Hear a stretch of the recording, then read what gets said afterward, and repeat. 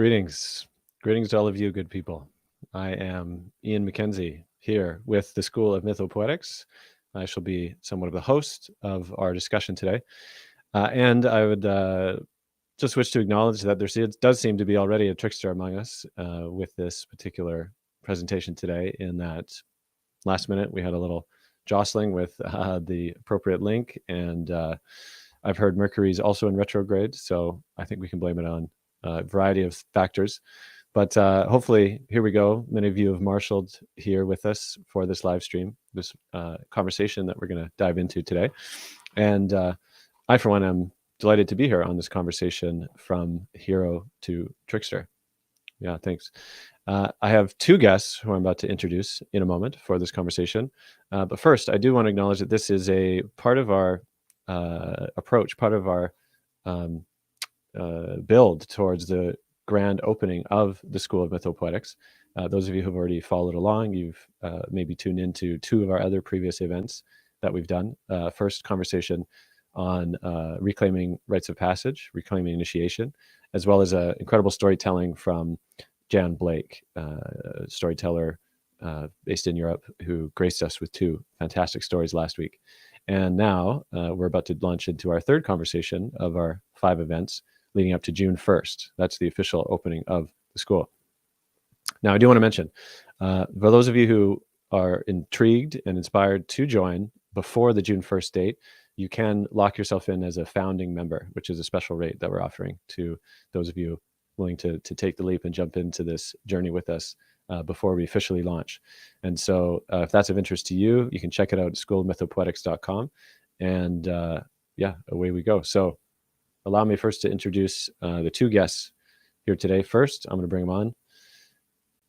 Delighted to be joined by John Wolfstone here. Welcome, John.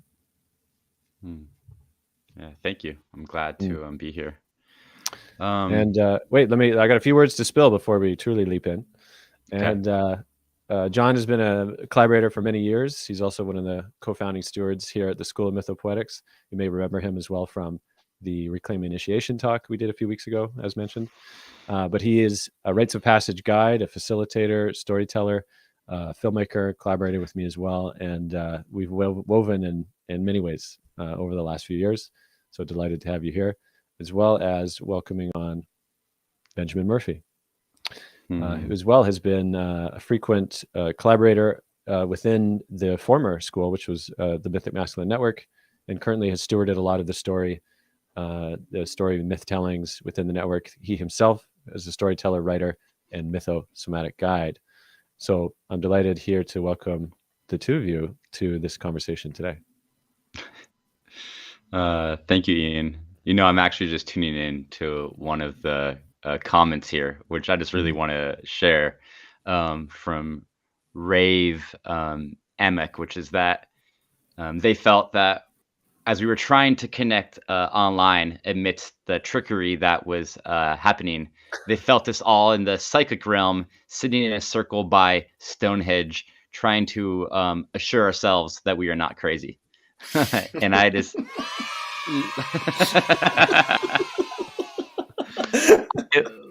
love that image. Thank you for sharing that. I think that in many ways, you know, actually gives us some of the frequency of, you know, what this talk is about. With that, I want to start by first acknowledging that I am a settler on the stolen, unceded ancestral homelands of the Cowichan and Wastanic First Nations people up here in what is now known as Salt Spring Island, British Columbia. And I say that with humility and a deep prayer that what we are doing here is really in service to the healing and reparation of what that truly means. I welcome people to also, you know, in the comments to share whose land you were on, if you would know, and also want to pass over to Ben to do the same. Indeed. Yeah. Thanks, John. Yeah, I'm living in what is known here as Portland, Oregon, Northern Oregon, the Pacific Northwest of the United States. And these lands belong to the Kalapuya, the Multnomah, and Clackamas peoples, among many others. And those peoples spoke Chinook languages. Often that's the acknowledgement that I will give, that these are Chinookan lands. Thank you. Yeah, and if I might add as well, I'm here on the territory of the Comox Nation, up in the Comox Valley in Vancouver Island, as it's known as well. And yeah, grateful to be here and to help steward this conversation around, yeah, a tricksterish conversation itself. And so, with a little more ado, I'll just perhaps tee up what I understand this conversation will be, and then likely vacate the stage for a bit to allow you to leap in. And also just a note to our live audience that, again, you're welcome to be offering, your comments, what stirs for you, questions you might have, and we'll find a way to try to weave them into the flow of the conversation as we go. And so this conversation from hero to trickster, what I understand as well is that this is really it is a wondering rather than a clear transmission, that the two of you have thought deeply on this and moved through many places and communities and wonderings, and that this is really meant to be that shared wondering together rather than a deliverance from on high. And so I'm personally curious as well where we're going to go, and I may come in and offer some provocations at different points, but otherwise I'm happy to turn it over to all of you. Thank you, Ian. Great. Yeah, thank you, Ian. Yeah, I think that any of us, if we ever claim or feel that we are on high with Trickster, are soon to find our face in the mud. And talking just right before we were going live, me and Ben were talking about that Trickster, especially, is not someone so much to try to embody as just make space for. So with that, such an important part of the school is making space for all the otherworldly forces, that really are what give us life. So I just want to take a moment here, and I have a candle. I want to light this candle and say a little dedication and prayer. Yeah, I just want to call upon, all of our ancestors here, all of our benevolent, healthy, and wise, well ancestors, as well as all the helping forces of the greater spiritual and earthly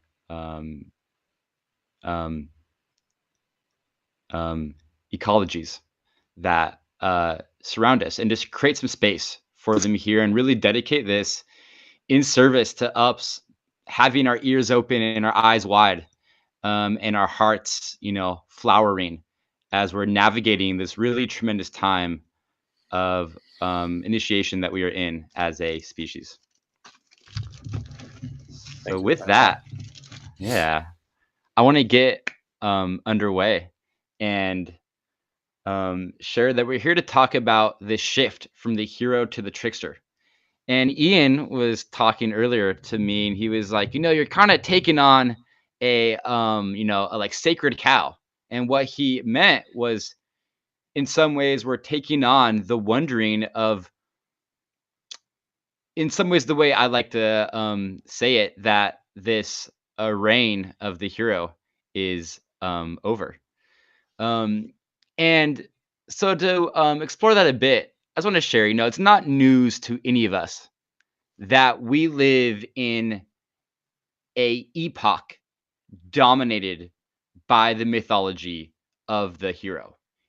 As Joseph Campbell, has eloquently wrote and made famous, that this is like this monomyth that he claimed to find in every culture. Although I would question a bit, of that conclusion, but I'd say it certainly is a monomyth found in like what we understand as like Western culture. And the thing is, I think actually to really tug on that thread, if it's found in every culture, and really where did that hero mythology come from, I want to share just a quick story. So I've had the privilege to study and participate in ritual with a indigenous Quechua medicine man named Archon Lushwala.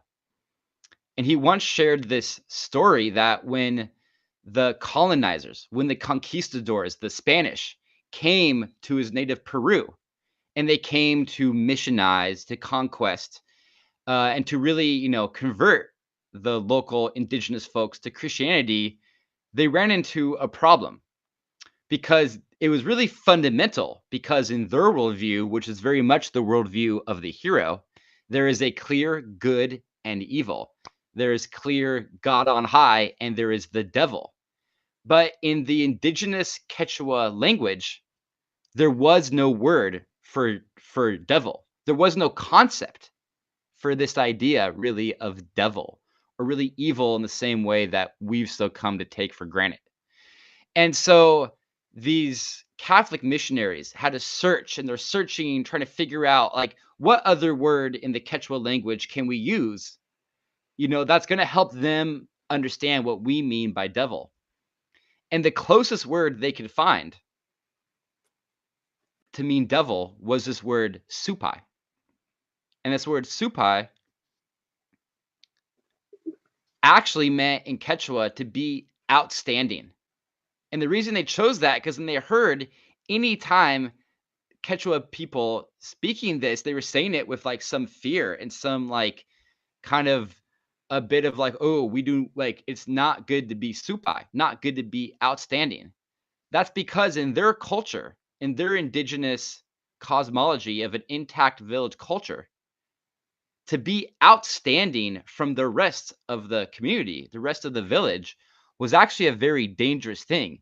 In some ways, to step forward to try to be a hero, they understood was going to be the death of their culture. So that is the word actually that the Catholic missionaries chose to associate with the devil. So we can already see there that it's not just absolute, it's not universal, that hero is this thing to aspire towards. Although all of the movies, more or less that we've ever seen, is promoting this heroic ideal, that is like the highest purpose that we can achieve in a human life. But if we look back and wonder, well, if it's not, absolute, if actually maybe in many indigenous cosmologies and ancestral knowings around the world, that being a hero wasn't always a good thing, how did this hero mythology come to pass? Because I think we need to understand that if we're going to try to understand where we are right now, when it's clear that feats of heroism are breaking down, I think it's helpful to understand where did this hero mythology come from. Also want to say, Ian and Ben, you're welcome to chime in at any point. I'm kind of building a bit of a framework for us here. Yeah. I'm liking where you're going, and I have some thoughts, but I want you to keep going for now. Okay. Well, and this really goes back. I want to give acknowledgement to a teacher of mine and Ian's, Stephen Jenkinson, where in his orphan wisdom school, we spent a whole session studying the Epic of Gilgamesh. The reason why is because the Epic of Gilgamesh, which I'm sure many of you have heard of, it's the oldest written story that humans have thus far found, written on tablets from ancient Sumeria, about 5,000 years ago, and some now being found even further back. And so this is the first account of humans writing, which is already a certain shift, towards a certain era of civilization, which we can say maybe is around when this hero mythology came to pass. And this story of Gilgamesh is very illuminating to where heroism came from, because in this story, there is a great king, Gilgamesh. And, he's a king and he's already, controlling all of these lands, but it's not quite enough, because there's something churning in Gilgamesh, which is the realization of his own mortality, the realization of his death.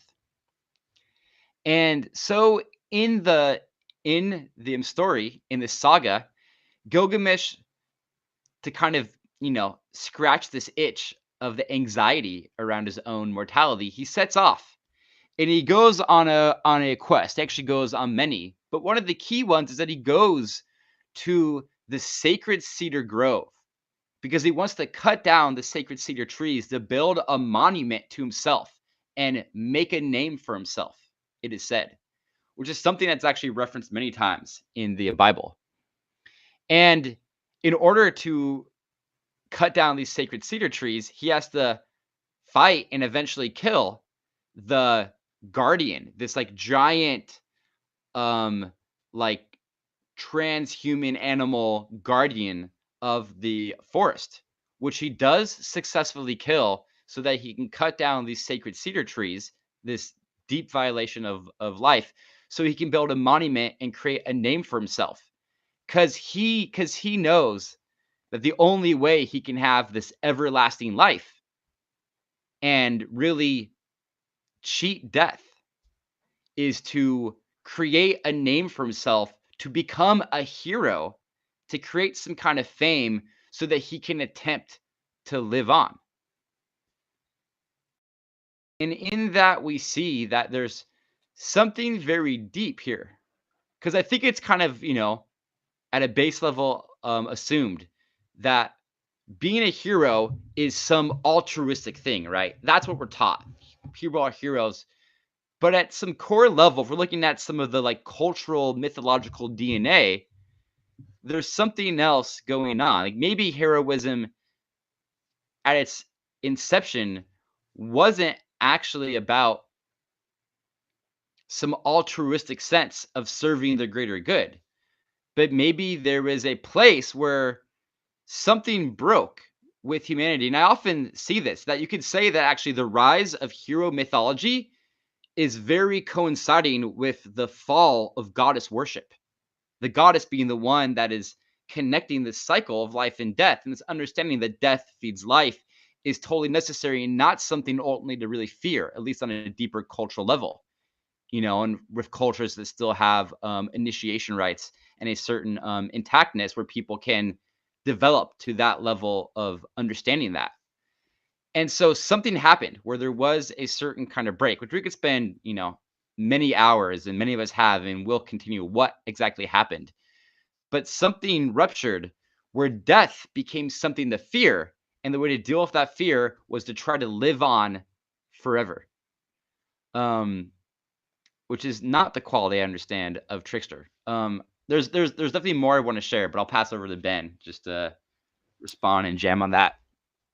Yeah, just one thing to just kind of like reiterate somewhat the point that you're making, and this is also like come a little bit through working with Stephen Jenkinson in the school. We had him on in January as we were studying Beowulf, which is our English in the English speaking world, what he calls our mother book. That's our first written document, the oldest written in what became the English language that we know today.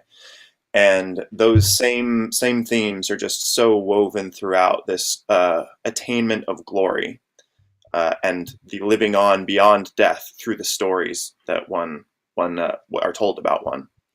And something about the confrontation with monstrous creatures and having traversed the encounter with death and seeking them out, essentially. Like Beowulf comes from a whole other land, and it's at the behest of a king in a particular place in Denmark, and he goes out of his way basically to do these things, to confront death and to descend, and he faces Grendel's mother as well, which is you can look at some correlation in this idea of the mother goddess in Grendel's mother.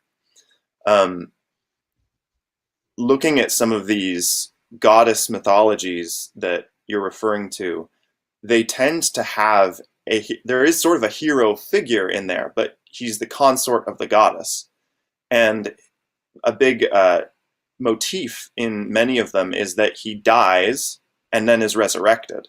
So it seems to directly contradict this image of the hero who's escaping death.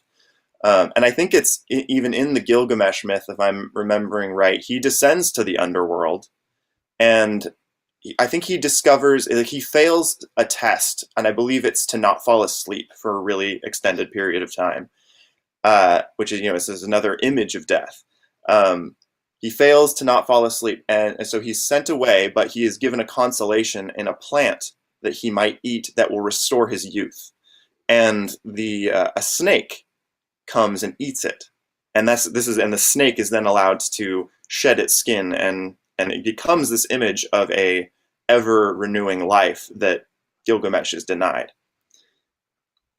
So there's those pieces. I don't know if we want to move quite to Trickster yet. Do you have more? No, but yeah. I appreciate this, Ben. I was just reading actually that part of Gilgamesh this morning, and I think what I see you actually weaving towards, which is again the realm of the hero that we're trying in many ways, I think, to ultimately transcend or integrate beyond, is this idea of good and bad, of right and wrong. So I also want to say here, I'm not painting the picture that the hero is bad or the hero is wrong. And what I actually hear you saying, which I understand, is that the hero is a necessary stage of psychological development. Our culture just got caught there. And actually, this is from reading of Carl Jung. I was actually reading this morning in his amazing book, the last book that he read or wrote along with some of his main students, called Man and His Symbols. That in some ways the hero is the last stage, is the initiatory stage of like the final crux of adolescent psychic development. And it is this necessity to go out on a quest and to be brave and face death. But in the stories that we have, the part that we forgot is that the hero also needs to die. And what happened, this rupture, like, how did this happen? Because actually what happens is that the hero dies and this understanding of death becomes integrated.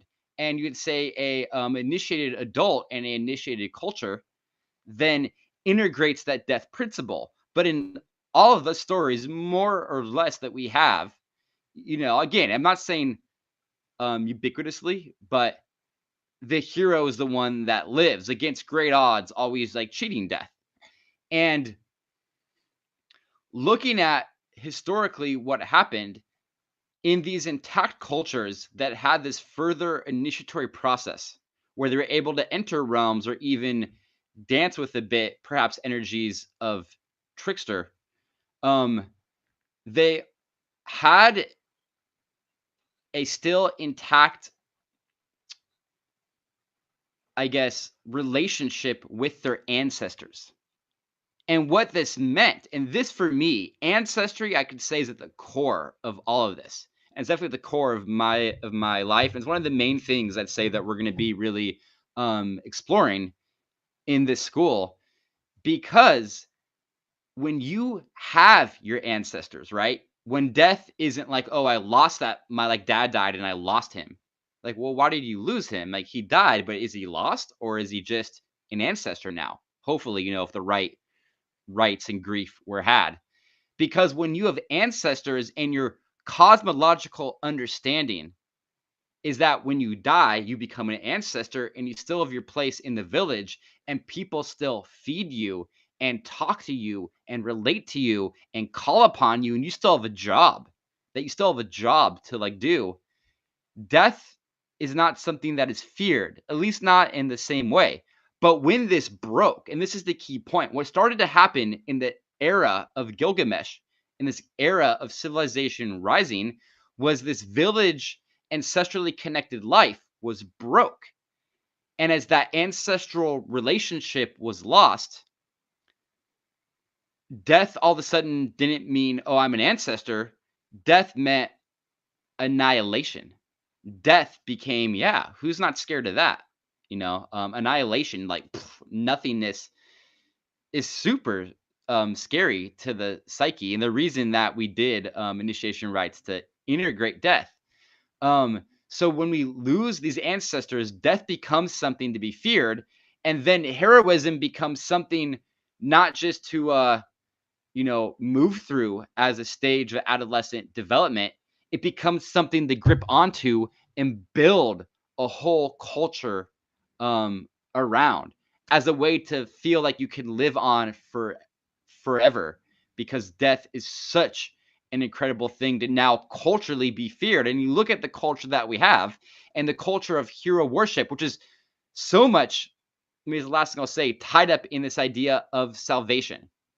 And we can get a bit into the martyr, which is the shadow side of the hero, and as exemplified by Jesus. But the other thing that happened is that when death became so scary, we needed this idea of salvation and this idea of an afterlife to go to, um, so that we could handle the reality that, yeah, death happens and we will die.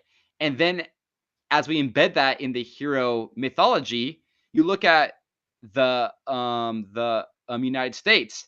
So much of our like neo-colonial conquest is in this realm of heroism, where we're trying to be saviors to the poor, usually brown people somewhere else in the world. Of course, us just offloading our own, cultural anxiety and colonizing, all the things that I think most of us listening here probably know actually happens behind the scenes as consequence of those heroic salvation missions. And so here we are as a culture in this moment when the heroism for the last thousands of years has run its course. And because we've been fearing that death and trying to be heroically saving it, saving the world, we're actually just offloading the death that we can't integrate, and the world around us is actually dying. And so the question then is, wait, but what about Trickster? Because looking back in time at all the old stories, all of those old wise cultures, there wasn't just the archetype of hero. There was something else that precisely in these moments of great trouble would often arrive. So with that, I'll pass it over to Ben. Yeah, I'm tracking back a couple steps to what you're talking about the rise of, I mean, essentially city-states is what I hear you saying, like with the rise of the Sumerian cultures, like where they're sort of like noted. I learned about them as the beginnings of civilization. So you think about like the walls going up and the streets getting paved and all the buildings getting arranged in whatever way they get arranged, and it's this like crowding out of variability, essentially this control of a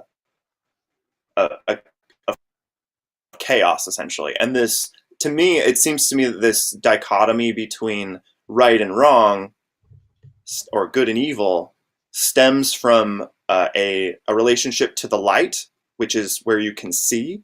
It's where things are easier to track. You feel safer, versus the dark, where you don't know what's going on. There's things that could kill you. Yeah, and this is specifically like out of the city.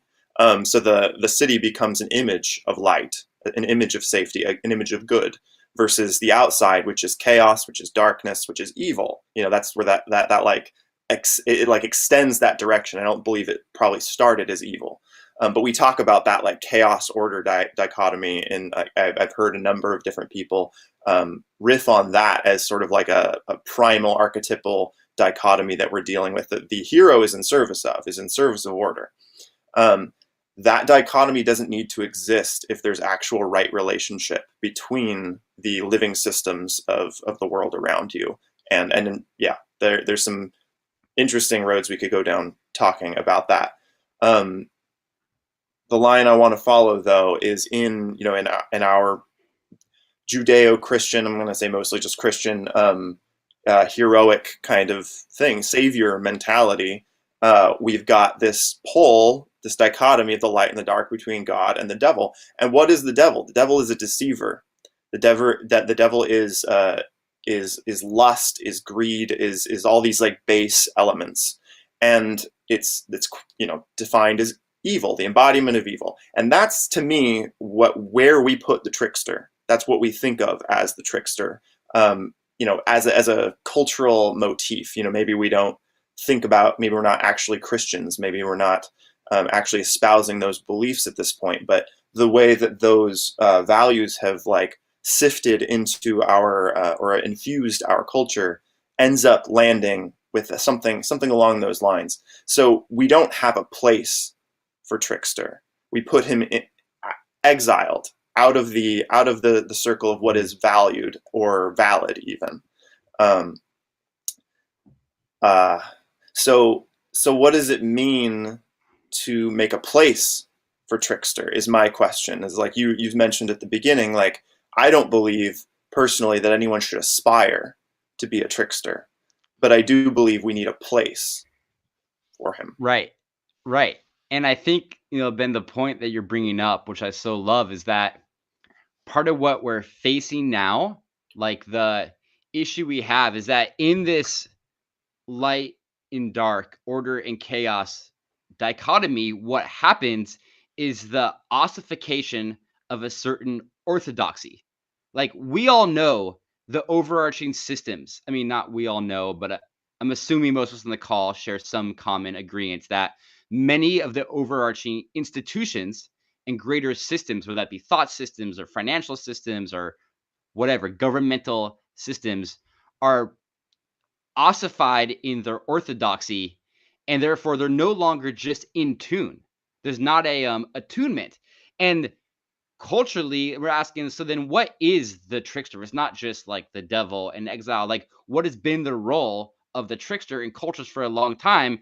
And the role of the trickster, as far as I've understood, is to come in very necessarily. And this happens also, I want to say, there's many mirrors in the natural world as well. You could like so much for me of the base archetypes and mythologies all root into things you can find in the natural world, but that the trickster comes in to break up this ossification, which happens. It happened also to indigenous people as well. This had this place and this cycle, this recurring cycle of the trickster being allowed in, and natural, whether that be the youth or whether that be in a ritual context, to come in and surprise us and do things that are, chaotic at some level, because the order needs to be breaking up, because that's part of the like healing, growth, transformation, evolutionary cycle is like grow, like the universe finds a like good idea, and it does it, and then it like reaches a point when it no longer serves, so boom, something happens and it gets, but that's the trickster energy coming in. But if we're outcasting that, then things just get stuck further and further and further, and we have the world that we have. And I'm wondering if you want to share more about what the trickster really means in the way that you understand it. Like if you could start to like suss out some like defining qualities of it, even though it's hard with a trickster, I know, and dangerous perhaps. Yeah, definitely not like one meaning. Definitely not able to like land on one thing. Because I even said a second ago, like you shouldn't aspire to be a trickster, but there's things that a trickster has that are good things to embody. And there's a couple different roads I could go down, but I'm going to think about Hermes for a second, because he, it's like the Greek culture, is definitely along that spectrum of civilizational, development that we're kind of picking up from the Sumerian, thread there. But he is the last born, first of all, is a thing to note of the initial set of Olympian gods. And he's born of, which is true of some of them, but there's a specificity that the hymn to Hermes has about Maya kind of being on the outside, his mother, Maya.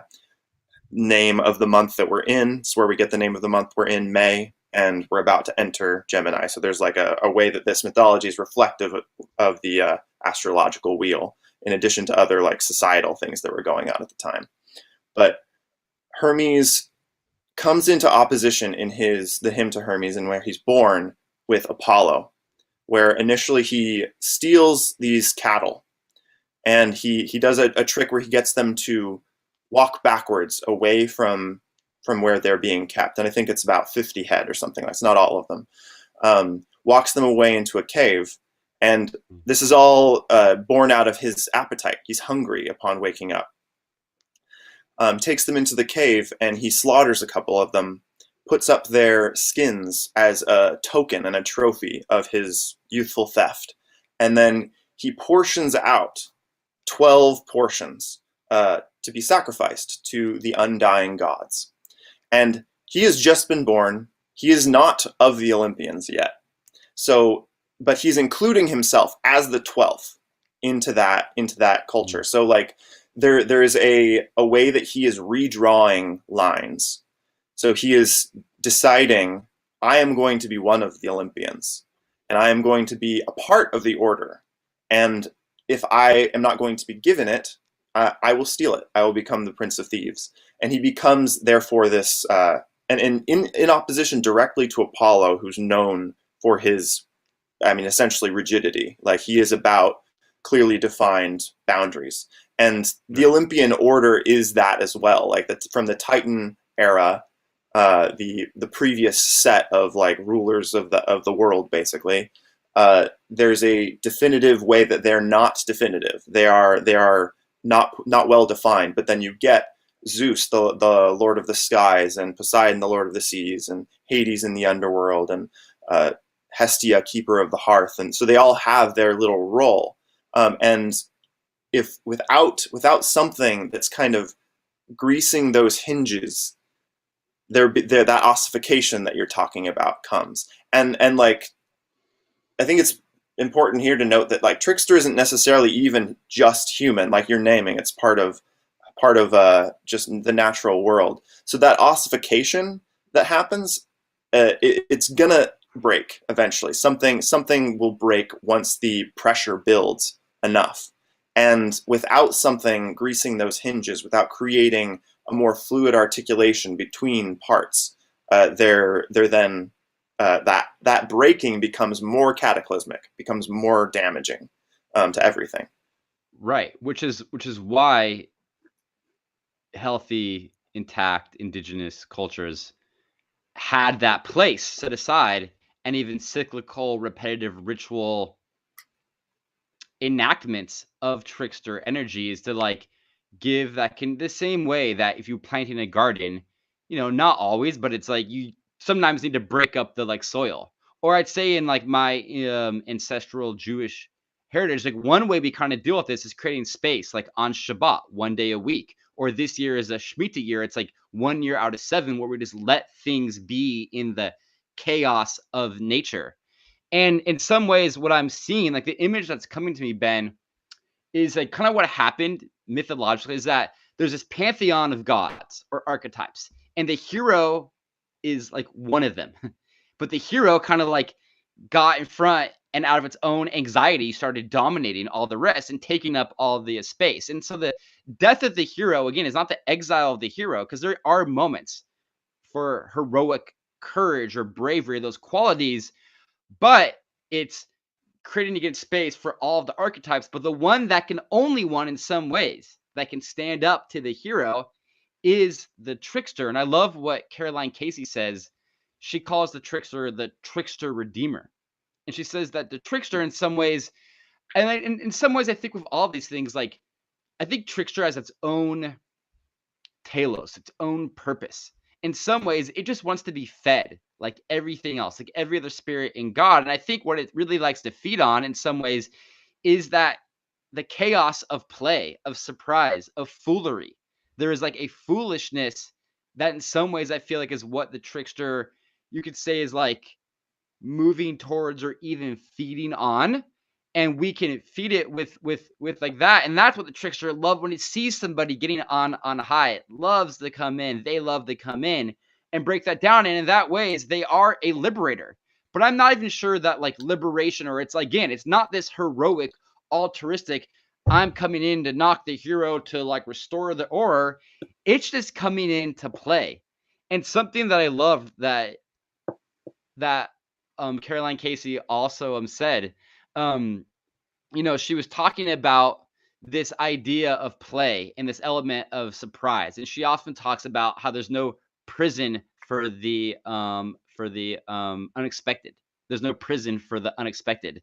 That as opposed to kind of a more almost heroic idea that we have of wolf culture and wolf social dynamics, that there's this alpha wolf, which has been really proven not to be the way that we were like told it, that a wolf that leads, which sometimes changes, is the one that can incite play the best. The one that can invite play in the best is the one, and you think about that with humans too. You want to be around somebody that can invite in that sense of play. And the thing about play, similar to like jokes, is that there is sometimes lightly or even greatly this element of boundary crossing, but it's in service to that play, to that creative, like almost erotic drive of the universe. It's this liberatory quality again and again and again.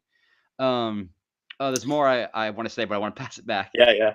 I mean, it's funny, just sort of back to this thing about Hermes redrawing the lines. Like, so this idea of the wolf and the alpha wolf and all this, you know, we're creating a particular circle around which we're talking about this organizational pattern, and that's, you know, this is the wolf that leads, even. But as in, you know, in inquiring into Trickster, inquiring into Raven in particular, I was learning that wolves follow ravens. Wolves will follow a raven to help them hunt, to know where to go. I'm not sure the particular dynamics of this, but like, who's leading in that instance? That's an interspecies relationship that's happening there, that is like taken out, that sort of completely unseats even that idea that there is like this really confined hierarchy that just exists within this wolf pack. You know, there's an interpenetration between spheres of influence, essentially.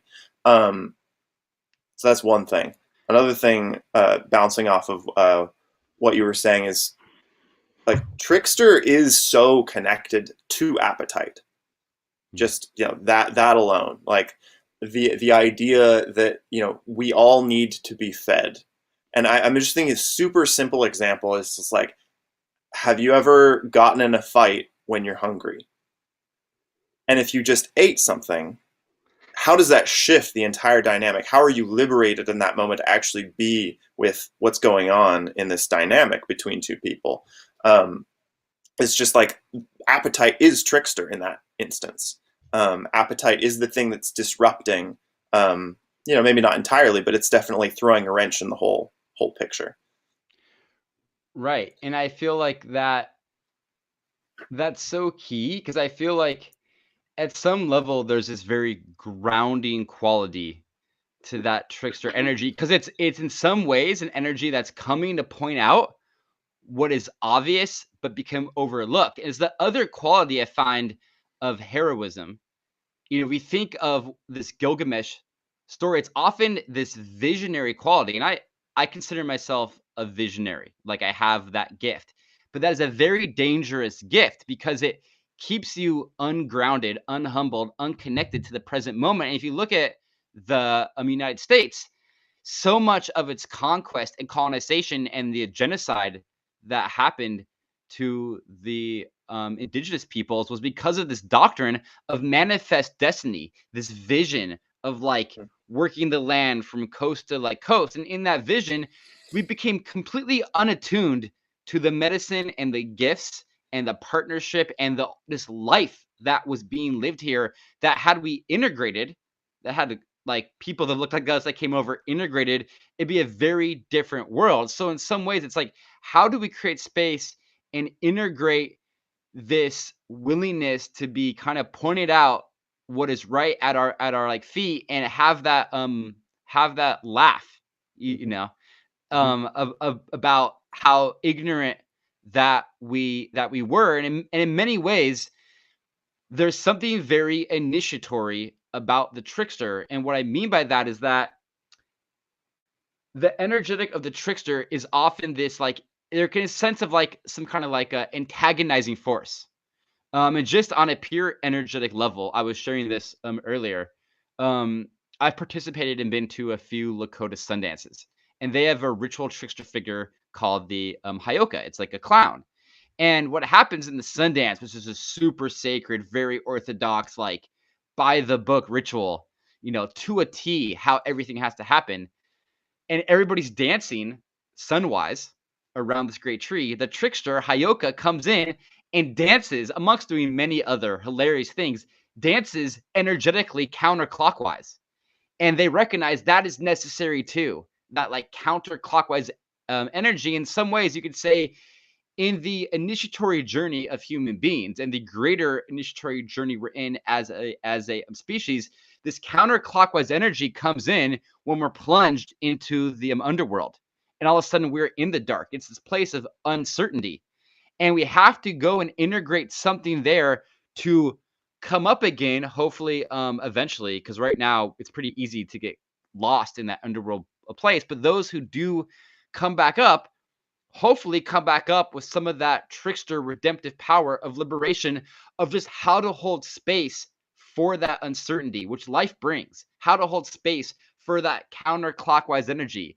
You can have the best plans in the world, and we all do, but those that are really initiated, and the culture that I think we need to build is one that can hold space for this kind of energy to completely upend and move backwards everything we're trying to move forwards, and learn to not just want to destroy that when it comes, but to laugh with that, or be with that, or praise that. Mm-hmm. Yeah. Just a couple of pieces bouncing around in my head. I'll just kind of follow one of them somewhat arbitrarily. But just thinking about this thing about the initiatory energy of Trickster. I mean, one thing to name about that is that we live in a culture of largely, and it's like so a funny thing to say, because it's not like I can say I'm initiated, but we live in a culture that let's say we're not initiated into. What are we initiating into? And I mean, I think a big theme that we hold in the School of Mythopoetics, that you hold, that I hold, is that part of what's being we're wanting to be initiated into is an allyship with soul, with the natural world, with a deeper relationality into the systems that we exist within and that are largely unconscious of. So if we're looking to be initiated, that's kind of what I'm thinking of when I'm thinking that we're going that direction. That's counter to what we were talking about this highly structured, rigid, keeping death at bay, keeping all upheaval that results in reorganizations of systems at bay. I'm thinking about the very famous at this point story popularized by Robert Bly, Iron John. And there's this, he talks so much in that book about how this is an initiation into manhood that this boy is going through. And reading through it more recently, I just can't help but feel that there's just like a slightly different thing going on, because that's like manhood, what is such an abstract, even in the midst of what's being spoken of there. But so the boy, first, the wild man is found by a sort of he's called a brave, and he's kind of a heroic figure. He's the one that's like, I'm going to go out to the forest and solve this problem for you. So this hunters keep going out into the forest and getting pulled down into this pond, and they don't know what's happening. So the king has stopped sending anybody out there, and the brave volunteers to go do this. Very heroic. He gets there and his dog gets pulled in, and before doing anything else, he goes and he just buckets out the pond, and there at the bottom is the wild man. They take the wild man back to the castle, to the walls, to the concrete, to the stability, the thing that's keeping the forest at bay. And they put him in a cage. Few things happen from there, but a little boy that lives in the castle loses his ball. So it's like his innocent plaything into the cage, and the wild man tells him, I'll give it back to you if you steal the key from under your mother's pillow. So he has to commit this transgression from the authority figures, not only of his family, but of this kingdom. He does it. So the Iron Man is Iron John, not Iron Man. I think about Marvel a lot, and yeah, we'll maybe get into that at some point. So the Iron John has already initiated the boy out of his subservience to the hierarchy that he's accustomed to. And from there, he's like, oh no, my parents will beat me if they find out about this. And the Iron John is just, we can't have that, puts him on his shoulders, takes him out into the forest. From there, the boy is given this task to watch this sacred spring. And Iron John, the wild man, very specifically says, now don't touch the spring. You're not to touch the spring. And it's like ubiquitous trope in so many fairy tales. If something's forbidden, it is going to happen. And it's that's just, to me, that struck me as like, that's a trickster moment. Like, he is initiating this boy into another level of something. So the boy then, over the course of 3 days, fails again and again to not touch the spring. First, it's a wound that he dips in the spring. Next, it's a hair that falls in. And then finally, he's like transfixed by his image in the reflection in the spring, and his hair all falls in, and he's baptized, and he comes up, and all his hair is gold. And he has to venture from there back out into the civilized world, hiding this thing that he's had occur, and basically integrating it, having to come back again and again to the forest.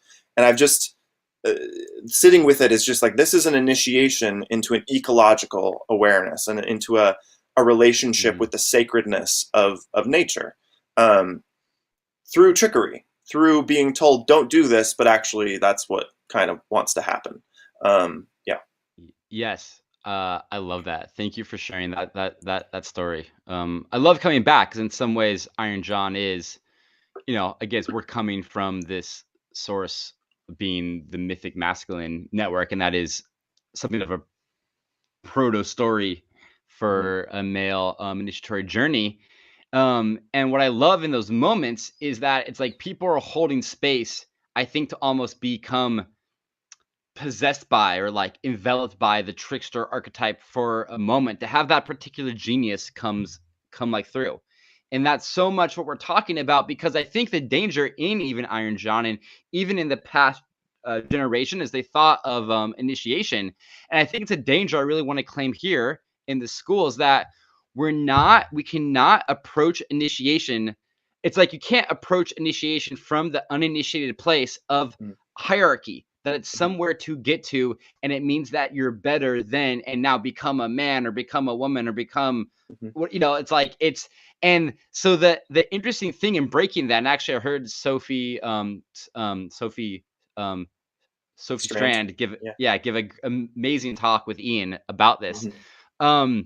That part of that breaking that orthodoxy is that to hold space for the trickster is to, in some ways, it's really just that. It's a holding of a space, and then you're kind of looking for when the like necessity, and you will know from your inner call, is there to actualize a trickster moment. And actually, another great moment I really love that Stephen Jenkinson talks about.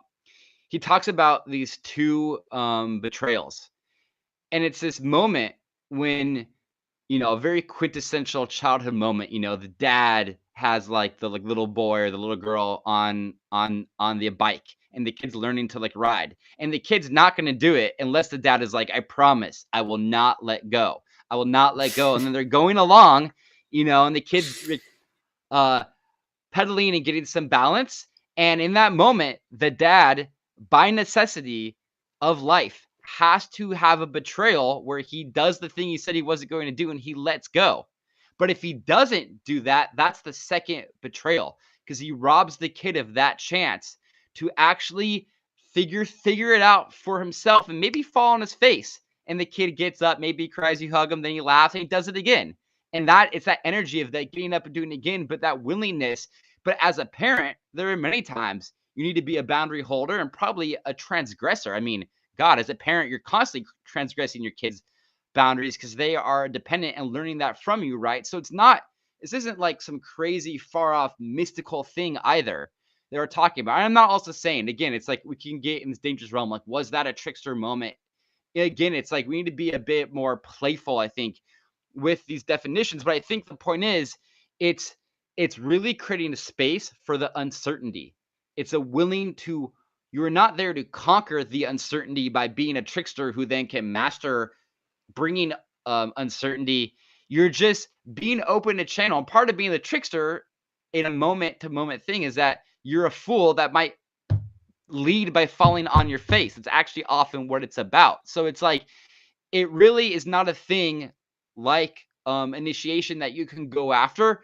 But again, and that's where I think things like Heyoka or the Hopi clown or like Loki came from cultures seeing this pattern and then being willing to create a space and a role for it and ritually enact it or mythologize with it. But it's not to like be it or conquer it. It's just a space holding with it. Mm-hmm.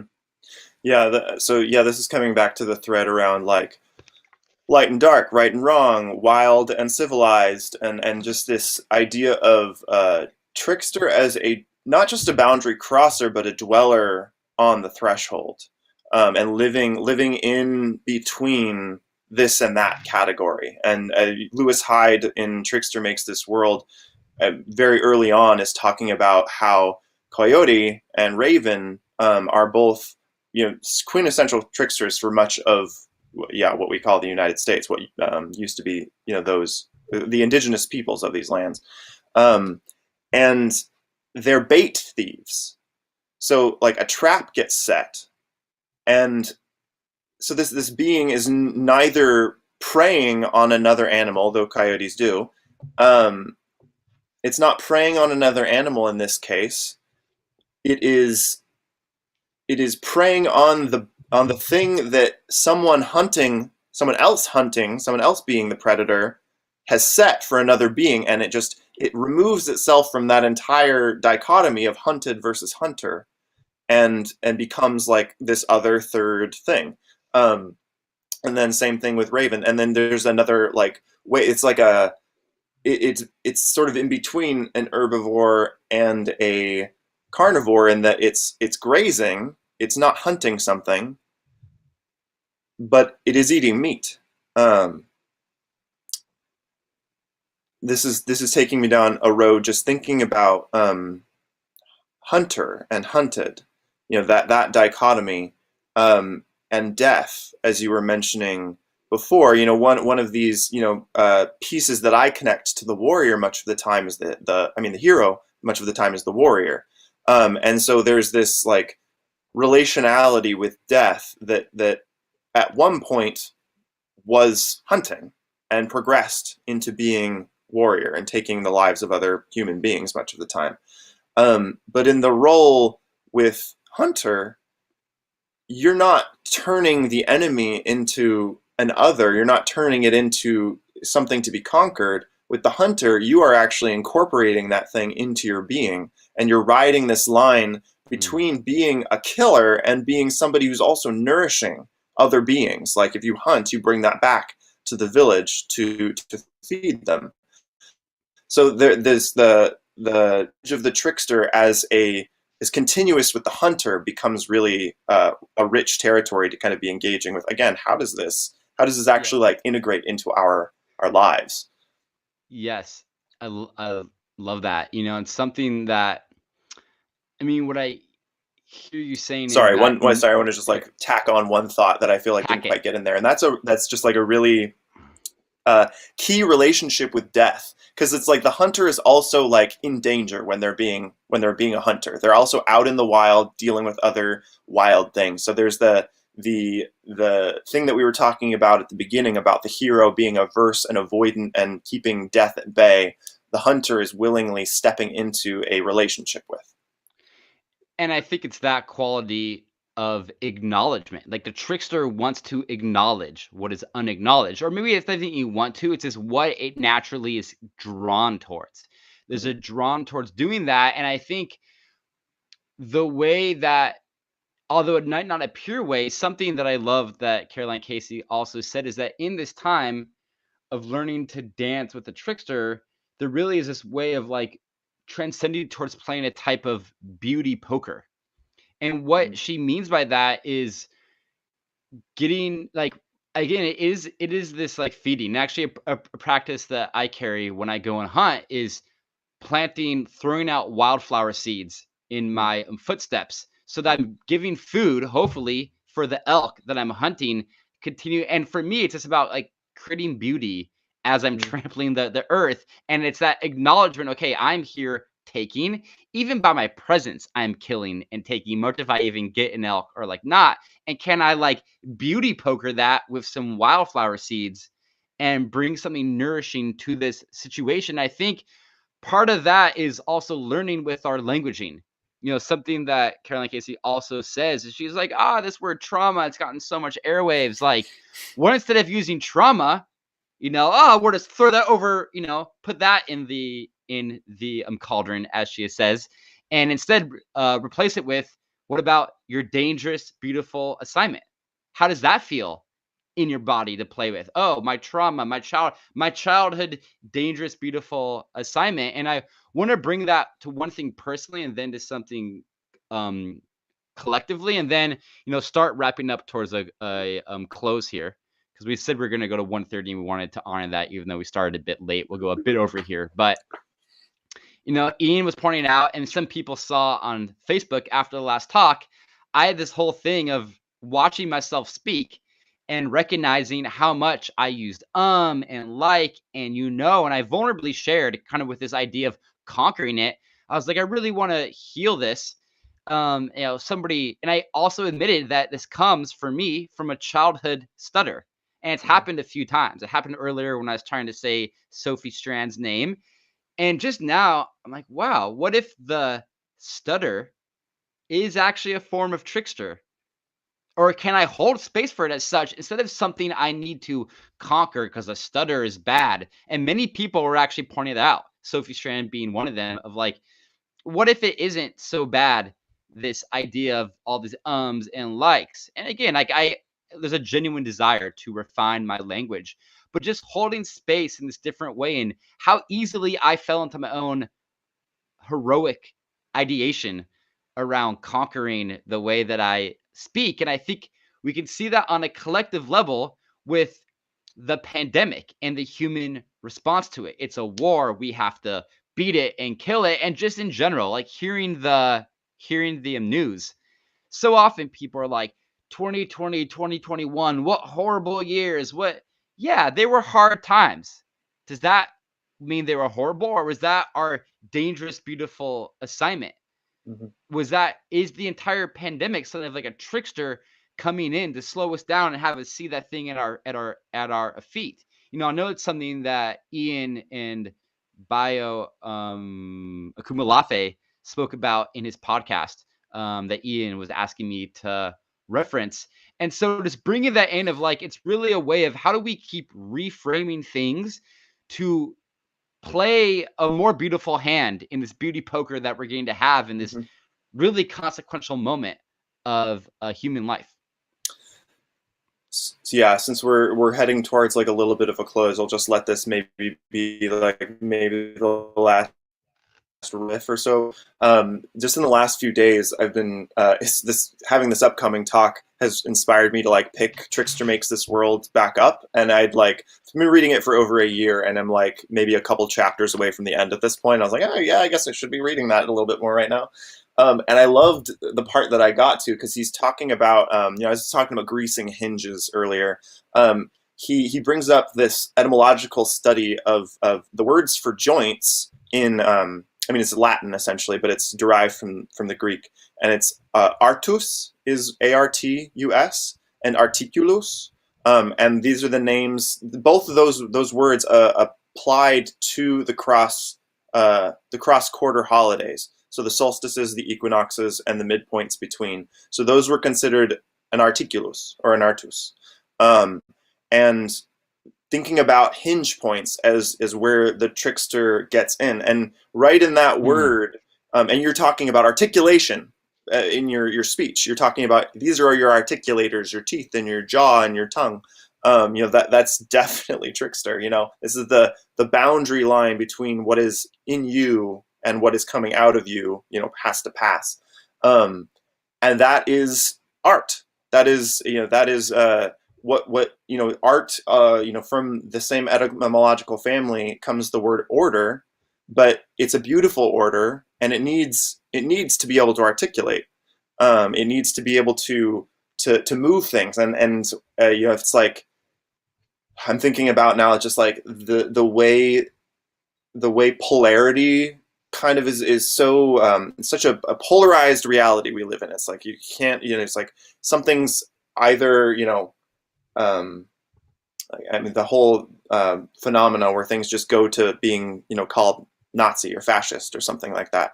So like just swing to the end as quickly as possible, and like the place where things articulate is actually where things can change. And immediately assigning things to these like extremes, it just completely prevents a fluidity in any kind of movement. And art ought to live, I would suggest, maybe, if I'm going to make a big statement, in that middle zone where it's like, what is this? Like, what, how, this is getting me to see something from not quite this perspective, not quite that perspective. How can I, how do I engage this in a way that's authentic and authentically like attuned, and not like saying there's a particular thing that is authentic, but just like being in the moment with something and not letting it condense into one possibility. One of the things that I've appreciated most about being in the school recently, intending these stories, is getting to like sit with a story that much of the time I've heard before and tell it and really sit with it and see, it's like, what is this? What is this saying? Not just coming at it like I know what it's telling me, what it's supposed to tell me. And just like, you were saying earlier with Iron John, like coming back to that story and having a different meaning come out of it. So yeah, and I think that's like that way perception works, is very much like the trickster in action in a way that like actually feeds culture, allows new nourishment to come out of things that perhaps were foundational, perhaps they need to get thrown in the cauldron, as Carolyn Casey is fond of saying, and recomposted. But that's all part of this process that we're kind of naming, that does not happen if one is averse to death, is averse to end, is averse to failure or risk. I love that. And maybe as ways just to close and transition it back to Ian here, and Ben, that was so like, yes. Is what's really coming to me is, again, this quality that I think of what Trickster brings. And I think the medicine of Trickster and holding space for Trickster is the reminder to hold space for everything. And I love what you said of like picking up stories and looking at them again. And I think of so much of what we're aiming to do here in the School of Mythopoetics is that creating of space, which is why this is a different type of thing happening, emergence happening, is that this is not a traditional school. This is much more mycelial.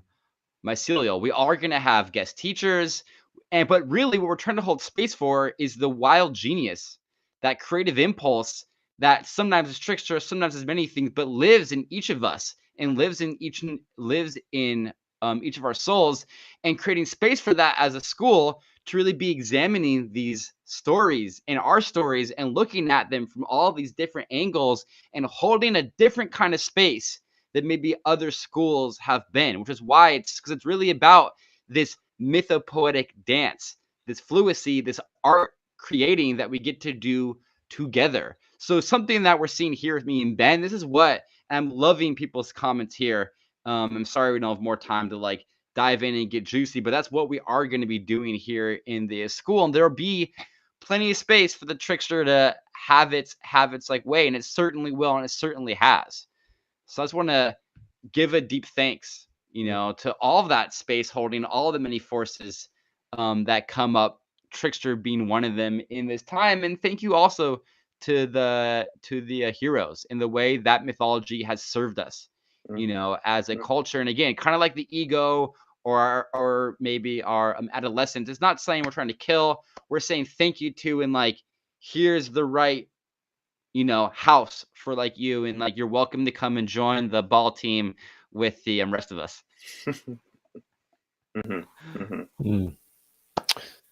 Well, what do we say? How about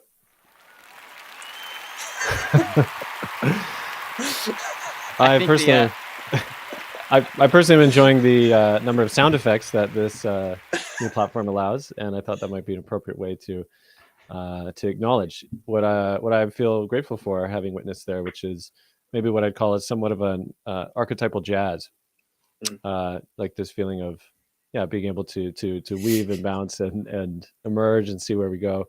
Lots of questions asked, wondered about, And so, yeah, I just want to offer first gratitude to both of you for joining us on stage, offering what you have. Beautiful. And all of you listening in and tuning in online and leaving your questions and your comments. It's so gratifying to see a kind of echo, going on. And if you're some questions on if this is being recorded, yes, it is. There's a link in the chat in where to find it at the schoolofmythopoetics.com/events, and you can see recordings from all of our previous events there as well. I'm just going to bid adieu for a moment to the two of you as we shuffle on to the close once again. Thanks so much. Okay, and so now to all of you tuning in and those who'll tune in after, I just want to again offer an invitation to consider becoming a founding member of the School of Mythopoetics. We are opening officially on June 1st, and you can find all the details down below there at schoolofmythopoetics.com. You can lock in a founding member rate, which really helps us as well. Just invest, all the time and energy and love that we wish that we can into this endeavor as we sort of step into this new incarnation, this new emergence. We also have a particular offering for those who sign up in the next 48 hours. Daniel Robert, who is our sort of what do they call it? Astrologer in residence, mythopoetic astrologer in residence. He's offering us a very special personal archetypal report for you if you join, where he's going to reveal the bones of your astrological blueprint, steeped in your mythopoetic identity, which is something that is a particular triangulation of an assessment of the moment of your birth and the archetypal blueprint, and the sun and the moon, and a few other factors of that as well. And so if you join, you'll get an invitation to connect with Dan, and he can offer that to you. Once again, that's schoolofmythopoetics.com.